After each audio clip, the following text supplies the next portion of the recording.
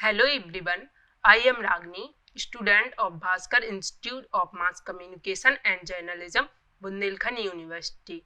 Today I would like to welcome Dr. Sunita Kapoor, who is a head of Institute of Fine Art. So ma'am, हम आपसे जानना चाहेंगे कि आपकी journey school life से लेकर कोऑर्डिनेटर तक कैसी रही। मैं doctor Sunita, coordinator fine arts department, यहाँ बुंदेलखंड यूनिवर्सिटी के ललित कला संस्थान में 2003 से कार्यरत हूँ और मेरी स्कूलिंग बरेली से हुई है। मैं मूलतः बरेली की निवासी हूँ और मैंने महावीर प्रसाद सक्सेना कन्या इंटर कॉलेज से इंटर की परीक्षा उत्तीर्ण की। उसके बाद ग्रेजुएशन मेरा कन्या महाविद्यालय भूड़ बरेली से तथा मेरा पोस्ट ग्रेजुएशन साहू रामस्वरूप महिला महाविद्यालय बरेली से हुआ और वहीं से मेरी पीएचडी की उपाधि मैंने की एमजेपी रोहिलखंड यूनिवर्सिटी से। और उसके बाद दिसंबर 2000 में मैंने नेट क्वालिफाई किया। 2003 से ललित कला संस्थान में कार्यरत हूँ। इसके साथ ही मैंने स्कल्पचर में डिप्लोमा भी किया 95 में बरेली कॉलेज बरेली से। सो मैम, मेरा नेक्स्ट क्वेश्चन है आपसे कि यदि कोई स्टूडेंट 12th के बाद फाइन आर्ट लेना चाहता है तो इसमें एडमिशन की क्या क्या प्रोसेस होती है? हमारे यहाँ डायरेक्ट एडमिशन है और हमारे यहाँ बीएफए ड्राइंग एंड पेंटिंग 4 वर्षीय कोर्स है जो इस बार सेमेस्टर पर आधारित है और अब 8 सेमेस्टर होंगे इसके। और हमारे यहाँ अप्लाइड है जो पिछले वर्षों में ईयरली था, पर इस वर्ष से ही हमारे यहाँ ये एनईपी के अंतर्गत अब सेमेस्टर पर आधारित हो चुका है।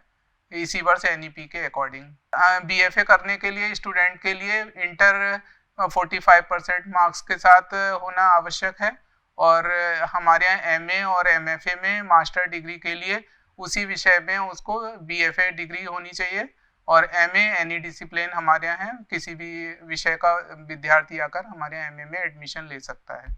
मैम, हम आपसे जानना चाहेंगे कि यदि कोई स्टूडेंट फाइन आर्ट डिपार्टमेंट से ग्रेजुएशन और पोस्ट ग्रेजुएशन करता है तो उसके लिए क्या क्या करियर अपॉर्चुनिटी होंगी?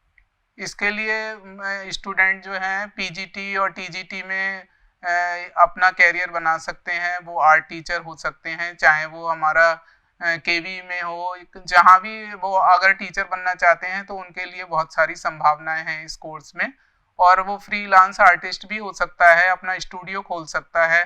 और यदि वो अप्लाइड का स्टूडेंट है तो उसके लिए कोई भी कंपनी अपने यहाँ रख सकती है और जिसमें वो लोगो डिजाइनिंग, ये विजिटिंग कार्ड और कुछ भी जो डिजाइनिंग का एरिया है उसको वो कवर कर सकता है और इस कोर्स के साथ वो जॉब पा सकता है। बहुत उज्जवल भविष्य है इस कोर्स को करने के बाद।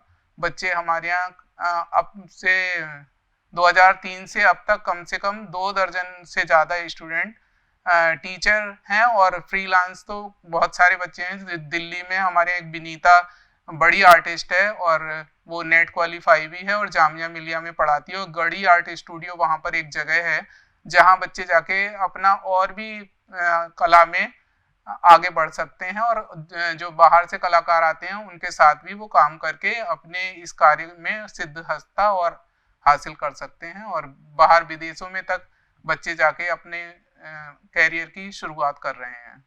सो मैम, हम आपसे जानना चाहेंगे कि 12th के बाद काफी बच्चे स्ट्रीम चूज करने में कंफ्यूज हो जाते हैं। मेरा मानना तो ये है कि हमारा जो बच्चा है गाइडेंस तो हम लोग ये देते हैं कि अगर बच्चे की रुचि जिस फील्ड में है उसे उस फील्ड में जाना चाहिए। यदि वो कलाकार बनना चाहता है और इंटर के बाद उसमें जरा भी संभावना है कलाकार बनने की तो वो हमारी फील्ड में आकर 4 साल तक इसी कोर्स को करके एक अच्छा कलाकार बन जाता है प्रैक्टिस के तहत, क्योंकि 4 प्रैक्टिकल सब्जेक्ट हैं हमारे यहाँ और 2 थ्योरी पेपर होते हैं। तो बच्चे को इतना स्टडी कराई जाती है कि वो इस फील्ड में एक कलाकार बन के ही आगे अपने कैरियर की शुरुआत करता है।